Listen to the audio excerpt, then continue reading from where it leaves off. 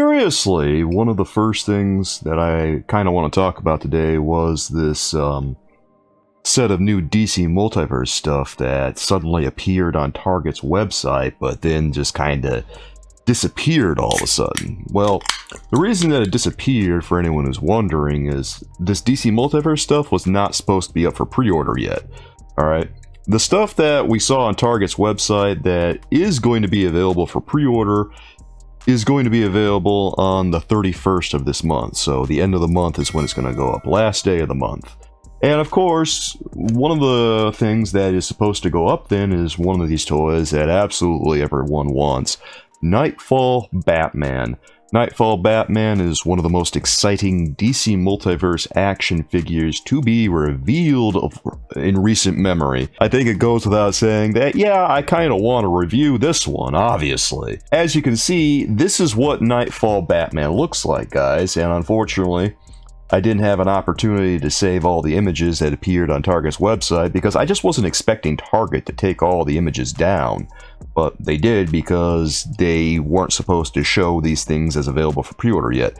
And they weren't available for pre-order anyway, because if you guys went to the website, Target's website, and tried to pre-order them, they were not available for shipping, they didn't read as available in stores, or anything like that. Knightfall Batman looks a little bit different than he did in the promo photograph, and the reason for that is because in the promo photograph that they did for Knightfall Batman is all posed up, he's under nice lighting, and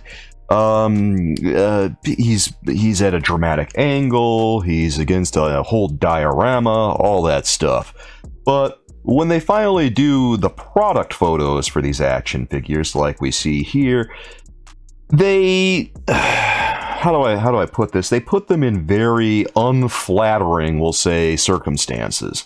Like, they'll put them against the stark white backdrop because they want to show what the product actually looks like once you're getting it. And I do notice that a lot of people will get excited for a DC Multiverse action figure.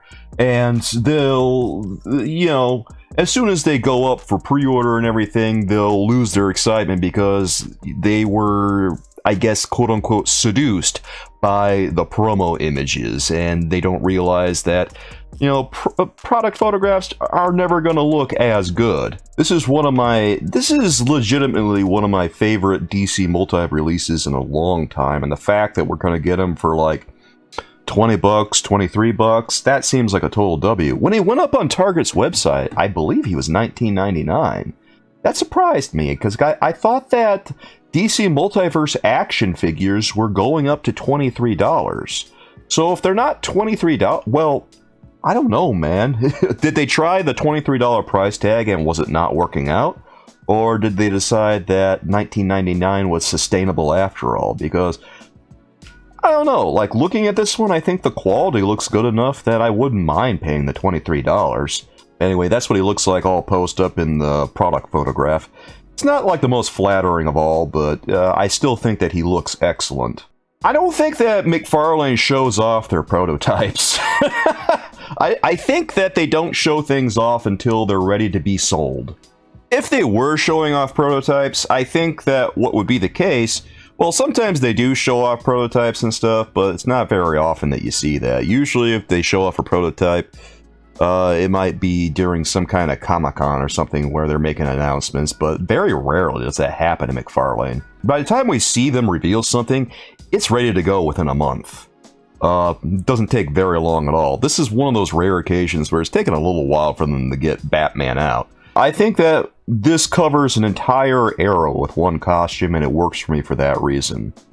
Like, this really does look like the Batman of the 70s, 80s, and 90s, that a whole 30-year span this look encompasses. And I love him so dearly. Okay, so when we look at the package here, man, Batman is kind of in a strange pose in this one. I wonder what possessed him to pose him like this inside the box. I still want him really badly. But the pose inside the box there, that's okay, those are some choices. Well, he comes with a set of extra hands, and thankfully, unlike Year 2 Batman, the hands on this one match, guys, and then what we see over here is a batarang. So he doesn't come with a whole bunch of accessories, but for $19.99 or even $23, I think that he was $19.99 on Target's website. I absolutely love what they're doing here. Everything feels about right. Because you look at this one and you see how he looks all lived in. He looks absolutely beautiful. The torso cut looks like it's going to be able to get a lot of ab crunch on that. That works for me too. And then you see the way everything is going over here. He does not have a soft, good capes like Michael Keaton's Batman did, which is fine, because I wasn't really under the impression that we were going to be getting a bunch of DC Multiverse action figures with soft goods and all that stuff. It's to be expected.